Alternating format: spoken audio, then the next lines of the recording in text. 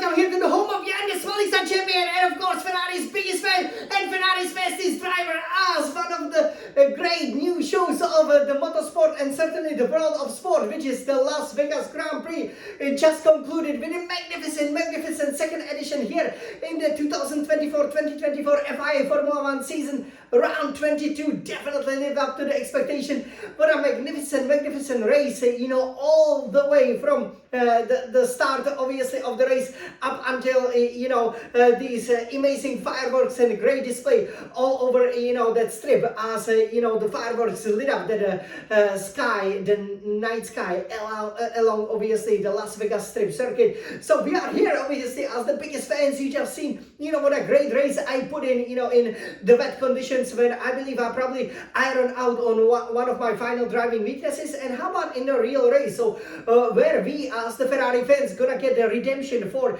that rather disappointing 2023, the first edition of the Las Vegas Grand Prix, when of course the victory was taken by the dominant Red Bulls. Well, what do you think? We will find out soon. God, so over here with our fantastic setup, we will tell you the traditional race reaction to the race that obviously was a bit more special because we've raced in Las Vegas 4 times, and now for the 3rd time the World Champions was once again crowded here in the city that never sleeps, and obviously the new center of the Formula 1, the new crown jewel, so to speak. So we will tell you our thoughts. We will also tell you why we cannot be playing that great Italian anthem over here in front of the Bellagio fountains, and obviously that wonderful Eiffel Tower where we wanna go, as you can see on our YouTube channel.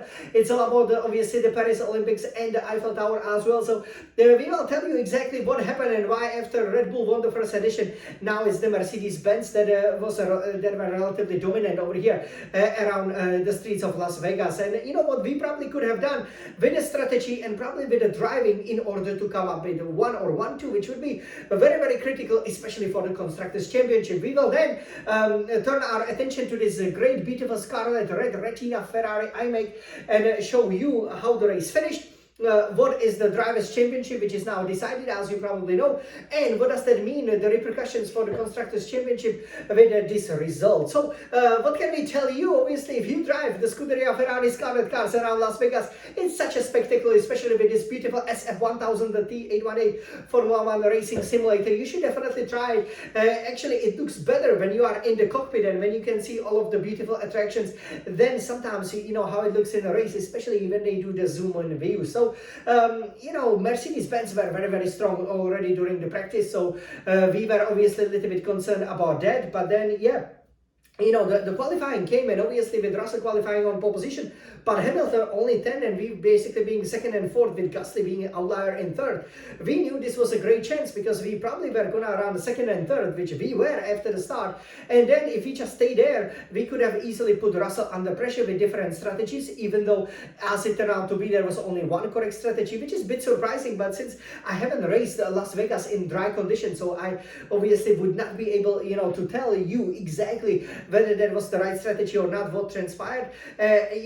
If probably we managed it a little bit better, and if we were a bit more aggressive, especially when fighting for the lead with, for example, George Russell, we could have easily come away with a victory. Well, first of all, you would need to put in the time that I put in the fastest laps. Definitely check out the F124 fastest lap challenge that I have on YouTube, because that would put us on pole position. I believe 1:31 was possible, but neither Sainz nor Leclerc surprisingly were able to get close to. Leclerc maybe could have done so if he wouldn't have such a poor first sector, if he would be able to fire up the tires. Clearly, once again, Mercedes-Benz were dominating or were much stronger when the ambient, especially not more the ambient temperature, but the tire temperature, when it gets below 20 degrees Celsius, then usually this is when the Mercedes come alive.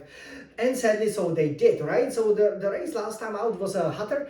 Here it was a little bit colder, so you can see us, wearing our long sleeve fashion over here. And when you are 2nd and 4th at the start, what you need to do is to get into the lead. But Sainz wasn't able to do that. But Leclerc got a fantastic opening. Sainz was then fighting Gasly and was able to jump. His Ferrari teammate then stuck in right behind Russell. So we were running 2nd and 3rd. And then I thought, okay, let's reel in, let's just overtake Benz and let's go for a 1 and 2. And Charles almost did it, but I believe it was end of the lap 4 when he was then able to finally have a go at Russell, but he was able to defend him at the end of the strip when you are reaching the speeds of over 360 kilometers per hour, when you are flirting with that record of 371 kilometers per hour, that Formula 1 record.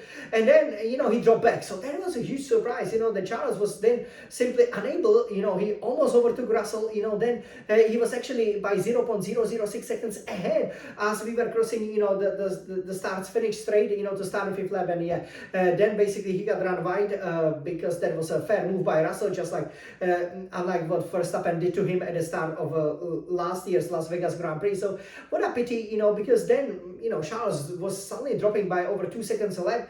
Sainz overtook him, obviously that's a little bit, not maybe what you want. And then Sainz was unable to keep up with Russell. And it was really, when we were approaching about lap 10, and all of a sudden, as Ferraris, we were losing 2 or 3 seconds a lap. So what was critical was that we would quickly, challenge Russell and then be able to keep him behind, right? Especially if Sainz would also overtake him. And then, if you have at that point, if he would be 1 and 2, and we would see obviously the medium tires go off, and if he would be able to stop from the first place, because actually the undercut is better than the overcut over here in Las Vegas. So if you stop 1 lap earlier, you can easily get 2 or 3 seconds, because basically you had to do medium, hard, because the tire degradation was so massive due to the low temperatures, which would obviously create the graining, where basically the tires would simply be sliding so much, which you could have seen when we were riding on board with that new 4-time champion Verstappen, when he suddenly got to the back of Sainz, and you could see that Sainz had absolutely no traction, coming out of the corners. So then, he was sitting on a strip, and even Red Bull with obviously the draggy car and, the low top speed, he was still able to overtake. So, at that point, if we would have stopped Leclerc and preferably then Sainz, then maybe with the hard tires, we would still be able, to come out in lead, because these 10 seconds that we lost, that's pretty much, the distance that we had, at the finishing line. So, as it went, obviously, they dropped us way back. Hamilton, in the meantime, was, making progress, and then you had, obviously, that fight with Leclerc stopping first, right? That obviously, since his tires were gone, and obviously Sainz, then we finally established ourselves, as pretty much, 4th and 5th, but it wasn't only after, Hamilton was, then able, to get past us also by Verstappen. And it was really at the beginning of the race when it was decided, because the race then nicely settled down, right? When we stopped, we then had to overtake so many cars. So Las Vegas, great spectacle, because lots of overtaking, was happening. But then, that was for the first stop. For the second stop, once again, Sainz, he wanted to stop earlier. He was obviously ahead of Leclerc, by a couple of seconds, but he was just, struggling, clearly for a grip, asking, to go to the pits. But by the time Russell was 10 seconds down the road, all of a sudden, you have Lewis Hamilton, the future Ferrari driver, behind him. And there was this great moment, or a very frightening moment, when Sainz was told to go to the pits. They were not ready. They told him to stay out. Thankfully, he didn't get a penalty, but you could see that Hamilton, he stopped. When Sainz stopped and came out, he came out 3 seconds behind Hamilton, and pretty much from that point on, Lewis was gone. In the end, Sainz finished 4.6 seconds behind, and then obviously with Leclerc, being able, to stay longer, and being able to keep up, that hard tire much better in terms of the life, the tire was still giving him a good, decent performance, so he was still able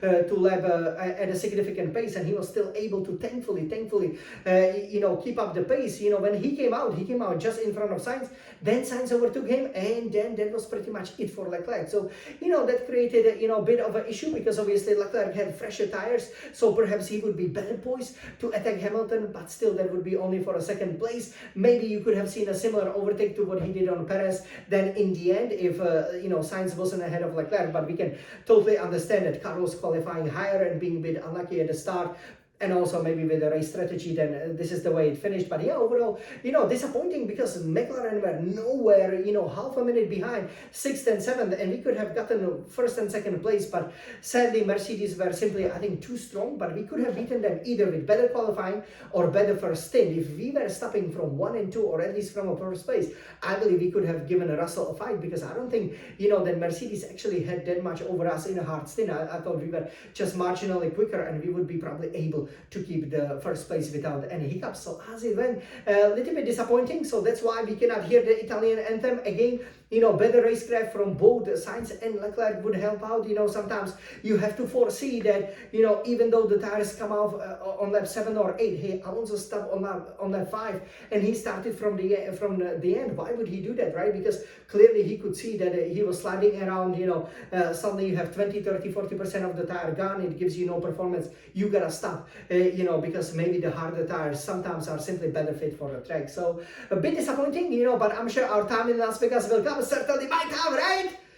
So now let's take a look at what exactly it means. Of course, we also will have to congratulate the new world champion, but we will wait for that. So let me turn here the red retina I made so that you guys can see over here what it means, how the race finished. So here we have Russell, who thinks he's handsome, but I'm more handsome than him.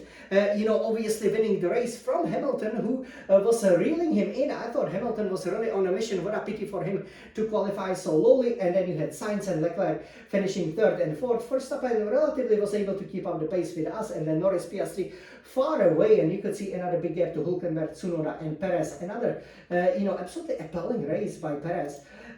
In a Drivers' Championship, by the way, look at this! Wow! So this is actually, the Eiffel Tower, this is the Hotel de Paris, obviously, you have the Bellagio over there, this is where the fireworks were, so this is, the real center of Las Vegas. We really want to go there with that iconic Vegas building. So yeah, over here, we can now take a look. Yes, so this is the driver standing. Max Verstappen from Red Bull Racing champion with 403 points. Norris cannot catch him. He has only 63 points behind, with only 60 on offer for the last 2 races, including the Qatar sprint. So he's out of it. Leclerc 319, 21 points behind Norris. Definitely has a chance for the second place finish in the Formula 1 Drivers' Championship. And then you have Piastri 268, Sainz 259. Sainz has a good chance to finish his Ferrari career with the 4th place over here, since McLarens don't seem to be very strong. But we gotta really, break that, Qatar, Abu Dhabi, that Middle Eastern hoodoo. Otherwise, we won't be able to challenge them. Russell then 200. Russell is then at 217. Hamilton 208. That will be interesting to see who comes out on top. Perez 152, totally disappointing. Alonso 62. Hülkenberg 35. He was the best of the rest over here. So let's take a look over here. As you can see, the amazing fireworks. So yeah, this is how it looks like. Wow! Isn't that amazing? And yeah, this is the Constructors' Championship. McLaren obviously leading with 608 points, but we are 584 points, 24 points behind, and definitely can catch them. But it gotta be strong in that Middle East. Red Bull Racing 555, pretty much out of it. Already the distance is 53 points. Mercedes 425, and then you have Aston Martin 86. And look at, actually, for the 6th place, there's a huge fight. So you have Haas now 50 being 6, Alpine 49, 7, the RB Honda, the Red Bull Junior Team 46. That will be interesting. 17 Williams, 0 obviously for Kick. Sauber, is not their season, is it? So yeah, this is how it finished. Look at also if we can, that sphere, with the new champion. So yeah, this is how the race finished. And yeah, the final words. So you already heard it from me. This is what I think we should have done as the Ferrari drivers. So a little bit disappointing again. I believe that the racecraft really does need to be a little bit better, from both Leclerc and Sainz, because this was supposed to be our track. It is so wonderful in Las Vegas, and what a pity we didn't win. But this is the start of the final triple header of the season. And now, once the Drivers' Championship is decided, all the gloves are off. So now it will be really interesting, especially the 2025 season is really turning out to be a legendary, I do believe, because nowadays, any team, there are 4 teams that are capable of winning, and maybe with the exception of Perez, 7 drivers who are capable of, again, taking the victory. And who knows if Perez will continue, right, of taking the victory and making that title charge. So that will be very exciting, and definitely the Constructors' Championship is looking very good for Scuderia Ferrari. So what do you guys think? Can we make it? Of course we can. And despite some of the antics, again, congratulations to Max Verstappen and Red Bull. But it was pretty much, done and dusted, once we saw that neither Norris or us from Ferrari, in the form of Leclerc, for example, were not able to form any or put in any reasonable title challenge. So what a pity. But we will be back next year to finally win the title. Remember, the last champion is Raikkonen. If you don't count me, who won in 2010, 2016, 2017, I'm sure I will win in 2024. So, since Michael Schumacher days, we haven't won the Drivers' Championship, hardly the Constructors as well. So let's hope we can make it. And now, who knows, maybe the tables will turn and we will be strong in both Qatar and Abu Dhabi, and then I'm sure we will be Constructors Champions! But now, the fireworks are on. You saw that Eiffel Tower, you saw that beautiful Las Vegas Strip. So let's enjoy the Sin City and the new home of Formula One racing, Las Vegas, Nevada, the United States. Forza Ferrari, let's go and party in Las Vegas. Hey, we still got in third and fourth. We still got the gap to the top of the Constructors Champions. Let's go, Forza Ferrari! Now let's have some fun at midnight. And remember, what happens in Vegas stays in Las Vegas. Forza Ferrari!